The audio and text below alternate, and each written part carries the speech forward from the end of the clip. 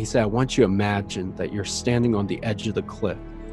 Sifu appears over your shoulder, and he says, I want you to jump. How many of you would jump? They're waving their credit cards like they don't even know what the fuck they're buying. People I know that are in debt, people that I know who are starving, who haven't found jobs, and they're running to that table. Is Dan Lok a cult? Yes or no? Is High Ticket Closer a cult? Yes or no? Yes. Hey everybody. All right, so we've got a scam alert conversation that needs to be had because there are two sides of a story right now that are being discussed in a tsunami of a new type of content that's being created here on YouTube. Now, before you leave, let me ask you, am I just your Sifu for 7 weeks? Or am I your Sifu for a lifetime? Of course, Sifu. Yes, I'm devoted. Everybody was under this impression that we were destined for greatness. By now, you've spent 10 grand on Dan Lok products. Yeah, I don't like to hear that. All right. I gotta live with that. So did you relate when Garrett said this was a cult? That was, yeah, pretty hashtag relatable. Not one sale made. We're all just kids. We're throwing off the graduation hats, and he just says, all right, bitches, you want more lessons? You really want a job?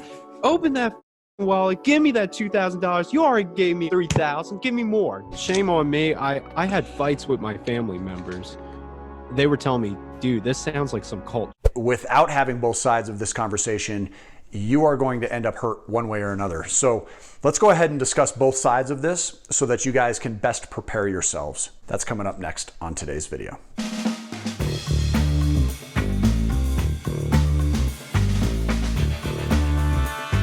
Hey, welcome back to the VIP Financial Education YouTube channel, where we help you go further, faster financially while remaining safe in the process. All right, guys, so there are some video creators out here that are doing these big expose videos, and they're extremely entertaining. And it was like, Do you say your prayers to Dan too? Yeah, well, that's basically what it was, because the whole time it was like, it was basically Dan Lok ASMR for like 30 minutes. Salesforce contract. Please, Dan. Please, Dan. I've enjoyed watching them, but I really only think they're expressing one side of the story, and I think the other side should also be touched on a little bit more closely as well. One individual that's been receiving a lot of views is this Dan Lok fake guru concept. Now, as many of you may know, I had an opportunity to interview Dan Lok last year. I thought it was a really great experience. The guy is as nice as can be, and I've had a really terrific interaction with both him and his team. In fact, I even paid for the High Ticket Closer program, even though I've had a tremendous amount of experience selling high ticket memberships now for about a dozen years. And I got value out of that membership, no question about it. And the question that's been coming up is really sort of this experience that people who have not been entrepreneurs for a very long time, they're intrigued by this idea of developing a high income skill, and they're hiring Dan Lok to teach them that skill. And they're later disappointed with the results and the outcome of what they got. I had over 100 hours, trying to close real customers. I've tried to make this work. Like, I was working with a team, and we worked with probably a dozen different influencers. These are the people who are selling high ticket packages, like thousands of dollars. I tell you, none of us was closing all right? So you can hate on me, you can say I'm salty, but I know hundreds of people that this is not working. And the only ones it seems to be working for are those that now work for Dan. Who are now selling Dan Lok, more of Dan Lok's products. Exactly. And Continuing they're the ones. cycle. Yep. I think that there's some validity to that. On one hand, we have this really deceptive, misleading marketing and sales approach where you're overpromising a consumer what would be otherwise considered sort of an exception-based result or an anomaly situation, and maybe 95% of the time people don't get those results, but that's what's put on the front end of your marketing. And on the other side of the sales side of this, there's a really unethical hard sale that takes place where you're taking people who have developed a know, like, and trust factor for the guru, and you're playing into that emotional momentum.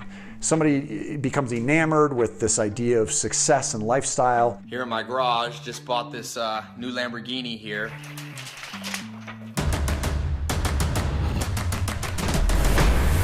And this is buying big. and all of a sudden you can sort of twist their arm and talk them into spending $2,500 on your program.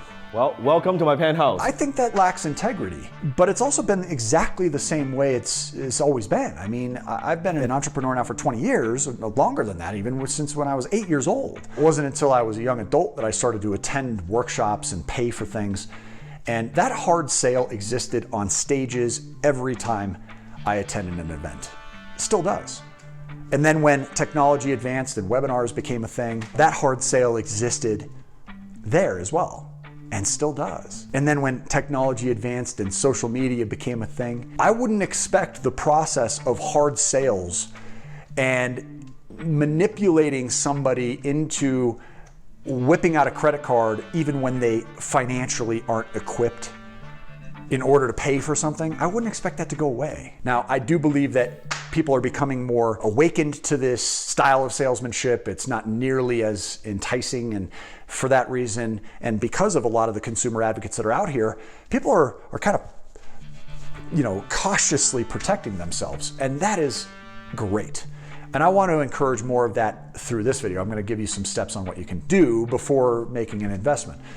But the notion that we're better off by ourselves and we should never hire somebody with experience, specialists and experts in their fields, is terrible advice. It's almost as bad as the advice to sign up for something that you're not compatible with. So I don't see either one really being better or worse than the other. I think both lack integrity, and I think it's more appropriate for us to focus our efforts and our conversation on the middle of the road. How can you really get what you want? So let's talk about some techniques that I've always recommended. Number one, get results first. Don't go out and become infatuated with being the next Grant Cardone or Dan Lok or Jordan Belfort and have no history of selling anything in your entire life. Chances are you are not going to be some savant salesman. Chances are better that you will fall flat on your face, that you don't have a knack for it at all, and go back into doing something completely different outside of the industry. So prove it to yourself before you make an investment in it. You can easily go out and sell anything. Go out and get a retail job part-time in the mall. It's where much of my sales background started. Go out there and sell, a t-shirt for JCPenney, for crying out loud, before you end up spending $2,500 on becoming the world's greatest salesman. Once you develop a track record of having a bit of a knack for something, a gift, if you will, a talent, show yourself that you have the capability first and foremost, then go out and actually purchase a product or a program or a service to help you go from where you started here and now you're here and you want to get to here, right? And this is the area that an expert is going to help you get to. But if you're still down here and you haven't done anything, guys, don't buy something, or just consume as much free content as possible and just spend your money on books and get as much knowledge, technique, strategies as possible, and then make some money. And then take the money you're making and reinvest it back into yourself. Because investing in yourself, like everybody likes to say, is truly one of the single best investments that you will ever make in your entire lifetime. No question about it. After you've done that, you've developed this awareness that you have some skills, you have the potential. Then you're going to research the individuals. You're going to go out there and you're going to look into Jordan, you're going to look into Dan, you're going to look into Grant, and you're going to actually start to pick apart their track records. What did they do? Where is their record of success? What is their reputation like?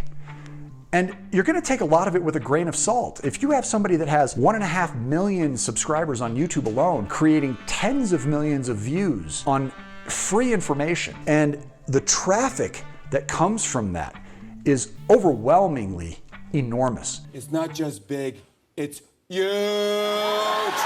Literally 1% of the audience that comes through could be disappointed with the outcome they get. 99% being thrilled, and you'll still end up with hundreds of videos of those disappointed people talking about how terrible their experience was. One video I watched in particular that's drawn a lot of attention. Showcases a gentleman that started his career as a teacher. He had absolutely no experience in sales. He decided that he was going to go ahead and pay for the high ticket closer program. Didn't get any results at all. So for whatever reason, thought it was a good idea to spend another couple $1,000s, and probably was very, very convincingly talked into that second investment by a hard sales approach that I don't agree with. And then at some point decided he was going to quit his job, which makes absolutely no sense. You haven't sold a thing, you haven't made one penny, and you're going to go out there and quit the only income stream you have that's paying the bills. So after 6 months of not making money as a teacher anymore, he's obviously tens of thousands of dollars behind where he would have been. And of course, he and his spouse, who eventually found out that he'd done all this behind her back, were horrified by the situation and now are spilling the tea all over Dan Lok and his team. Yeah, that's a crappy situation all the way around. Everybody's to blame on this. And if you're unable to self-qualify based on the fact that you don't have the money to begin with to sign up for the program, based on the fact that you've never sold anything in your entire life, based on the fact that you've got these jabronis that are willing to say anything and do anything to get you to pull your credit card out, even if it means that you've got to contact family and friends in order to borrow money from people you love to put it towards something that you still have absolutely no evidence works for you. And then you go about quitting your job, and the whole time you're keeping it from your spouse. Both sides of that spectrum are to blame.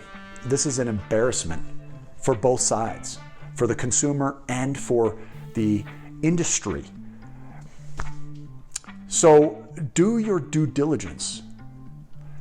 Don't fall victim to unfair solicitation practices and unfair marketing practices. Prove to yourself that you are capable of doing something before you invest your time and money. And once you have, the best possible thing you can do is hire a team. And I have always had levels of disappointment with every single financial investment I've made in products and people.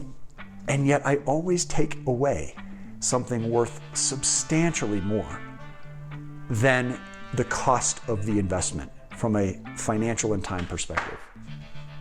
So I'm not just getting lucky here, folks. I'm just practicing the recommendations I'm giving you here on this video. Now, I realize this was a bit of a rant, so I apologize if I was a bit all over the place, but I'm telling you, if you just simply take away from this video some of these suggestions and you put it to work for yourself, don't listen to either side of those spectrum.